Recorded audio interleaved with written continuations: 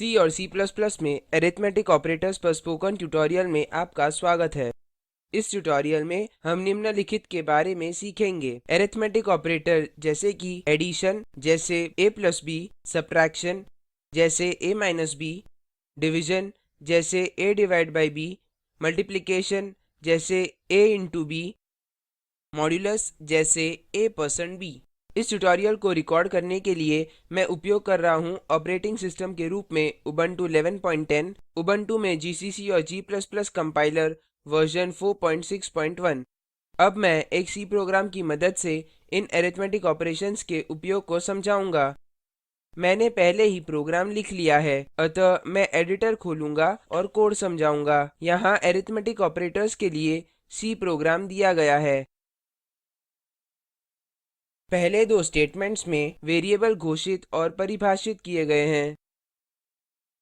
अगले दो स्टेटमेंट्स में a की वैल्यू 5 निर्धारित की गई है, b की वैल्यू 2 निर्धारित की गई है। अब देखते हैं कि एडिशन ऑपरेटर कैसे काम करता है। c a और b का योग है। यह printf स्टेटमेंट स्क्रीन पर a और b का योग प्रदर्शित करता है।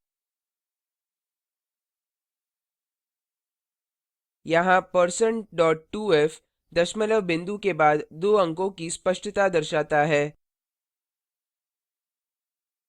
अगले स्टेटमेंट में c a और b का गुणनफल है।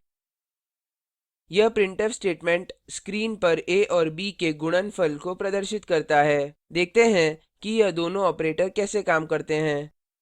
हम निम्न लाइनों के लिए कमेंट करेंगे। टाइप करें /*/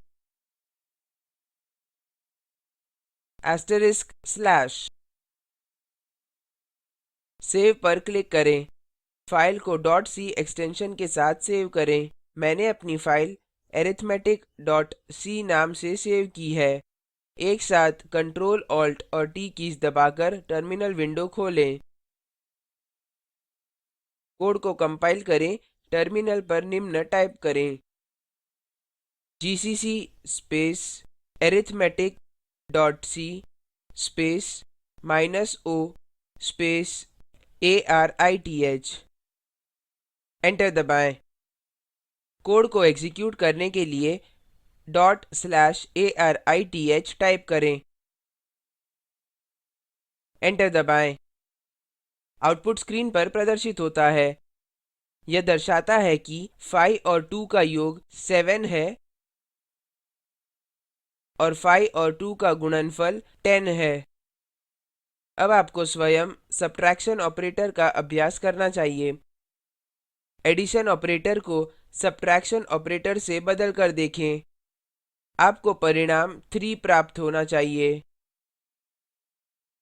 प्रोग्राम और स्टेटमेंट्स के अंतिम समूह पर वापस आते हैं। अब मैं डिवीजन के लिए कोड समझाऊंगा। यहाँ से मल्टी लाइन कमेंट हटाएं।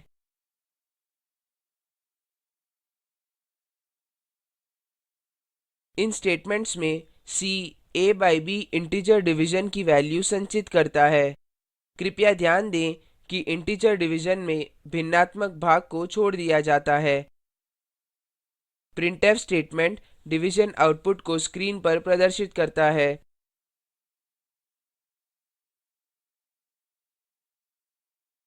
इस स्टेटमेंट में हम रियल डिवीजन कर रहे हैं।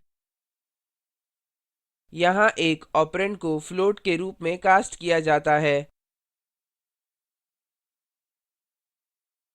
हमने कास्ट वेरिएबल a टाइप किया है।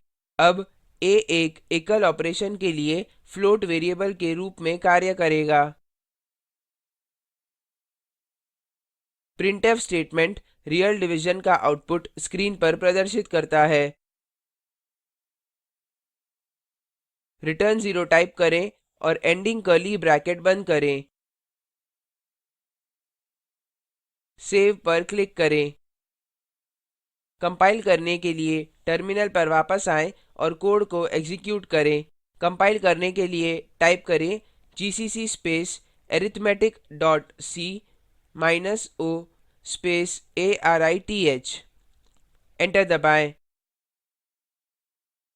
कोड को एग्जीक्यूट करने के लिए टाइप करें /arith और एंटर दबाएं आउटपुट स्क्रीन पर प्रदर्शित होता है हमारे पास एडिशन और मल्टीप्लिकेशन ऑपरेटर के पिछले आउटपुट हैं हमारे पास 5 बाई 2 का इंटीजर डिविजन 2 है हम देख सकते हैं कि इंटीजर डिविजन में भिन्नात्मक भाग को छोड़ दिया जाता है फिर हमारे पास 5 बाई 2 का रियल डिविजन 2.5 है रियल डिविजन में अपेक्षित परिणाम प्राप्त होते हैं हमने ये परिणाम प्राप्त करने के लिए टाइपकास्टिंग का उपयोग किया है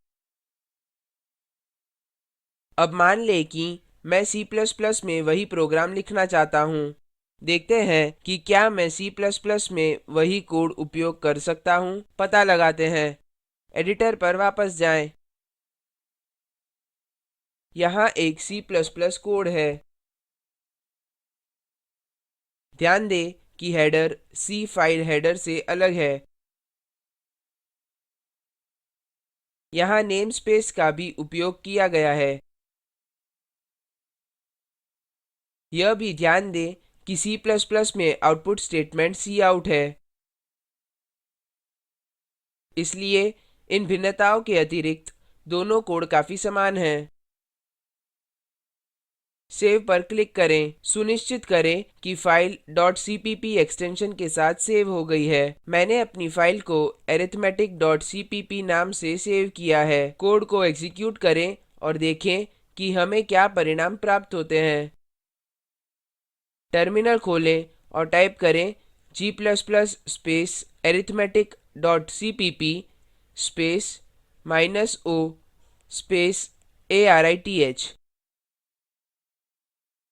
एंटर दबाएं